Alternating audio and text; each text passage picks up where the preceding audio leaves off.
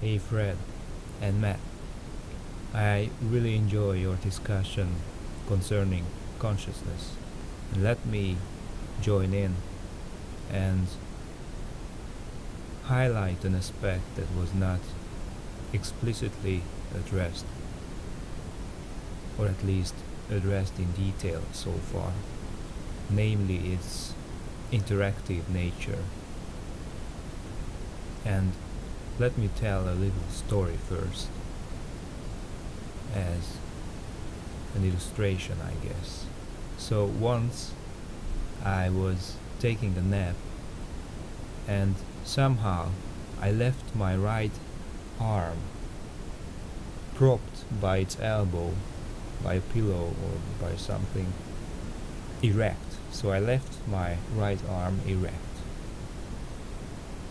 And of course, my arm, especially my hand, went to sleep. It became totally numb. It went dead.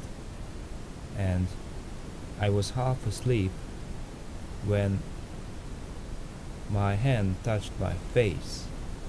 And it was a really startling experience, because it was like the hand of a stranger's. I was startled and frightened even.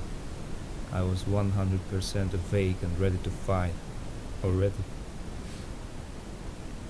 So it was really frightening, and I think it happened because as my hand went dead, there was only a little blood flowing through my veins, and that way only a little air participating in the feeding of my tissues. And when it touched my face, it was like the hand of a stranger's. I didn't have a feeling of my body, because blood was not properly distributed in it. So in a sense, I have a sense of my body. I have a felt sense of my limbs when it interacts with its environment, or air more specifically.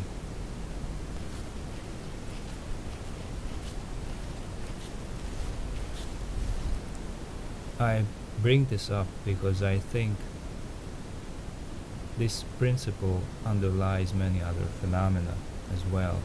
So the principle that sensation arises out of interaction underlies the phenomenon of having a sense of self, or the phenomenon of consciousness. So when we acquire a sense of self, that sensation of having a self emerges in relation to, or in interaction with others. So the self will emerge against the others, through whom it will relate to itself.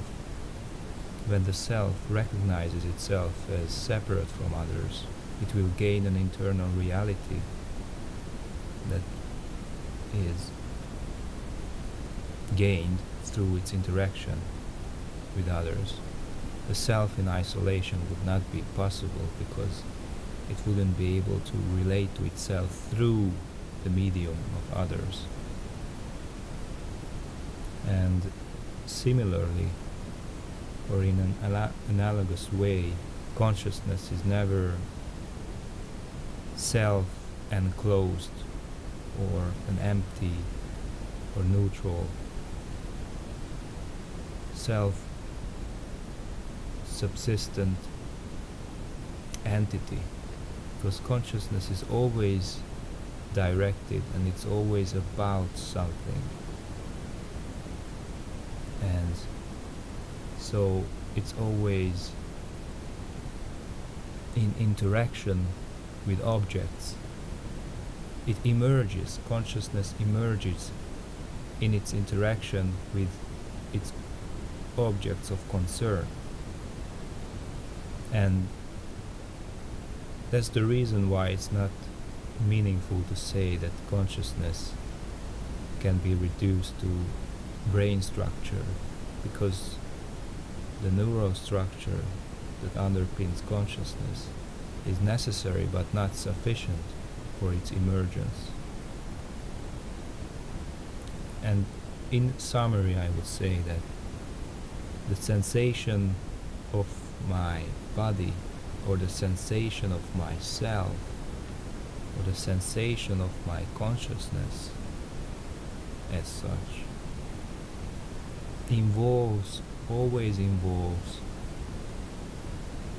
the interaction of what is inside and outside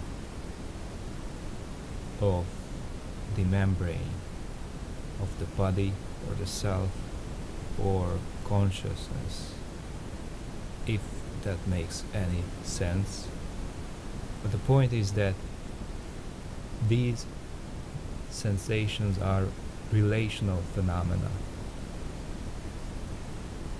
and having a consciousness, and even having a sense of self, or having a sense of my body, is a process which is entailed by some form of dynamic engagement. And